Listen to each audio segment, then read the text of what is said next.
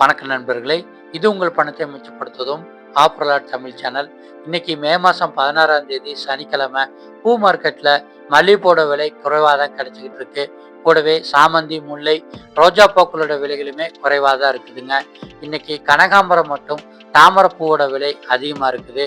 இந்த பூக்களை நீங்கள் குறைவாக வாங்குனீங்கன்னா, இன்னைக்கு நீங்கள் அலங்காரத்துக்கோ, பூஜைக்கோ, சாமிக்கோ, வியாபாரத்துக்கோ பூக்கள் வாங்குனீங்கன்னா உங்களுடைய செலவுகளை குறைச்சிக்கலாம். இன்னைக்கு மல்லிகைப்பூ 1 கிலோ வந்து 320 ரூபாய்க்கு விற்பனை ஆயிட்டு இருக்கு. முல்லைப்பூ 1 கிலோ 280 ரூபாய்க்கு விற்பனை ஆயிட்டு இருக்கு. சிவப்பு ரோஜா 1 கிலோ 260 ரூபாய்க்கு விற்பனை ஆகுது. சாமந்தி பூ 1 கிலோ 220 ரூபாய்க்கு விற்பனை ஆகுது. சம்மங்கி பூ 1 கிலோ 220 ரூபாய்க்கு விற்பனை ஆயிட்டு இருக்கு.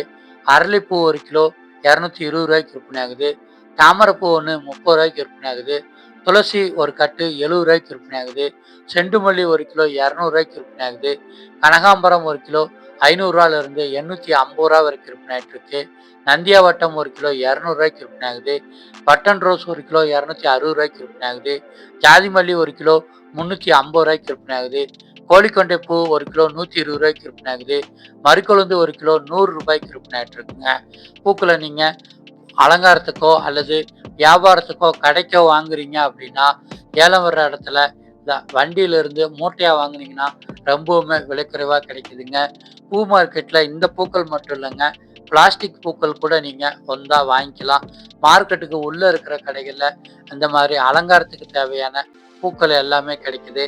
அந்த பூக்களை நீங்கள் அதிகமாக வாங்குனீங்கன்னா உங்களுடைய செலவுகளை குறைச்சிக்கலாம். இதே மாதிரி இன்னைக்கு விலைக்குறைவாக கிடைச்சிக்கிட்டு இருக்கிற காய்கறிகள் மற்றும் பழங்களோட லிஸ்ட் நம்ம சேனல்ல இருக்கு. சேனலை நீங்கள் சப்ஸ்கிரைப் பண்ணிட்டீங்கன்னா டெய்லியுமே காலையில் மார்க்கெட்டுக்கோ கடைக்கோ போகிறதுக்கு முன்னாடி இன்னைக்கு விலைக்குறைவான பொருட்கள் என்னென்னு தெரிஞ்சுக்கிட்டு அதை வாங்கி உங்களுடைய செலவுகளை குறைச்சி லாபத்தை அதிகரிச்சுக்கலாம். நன்றி.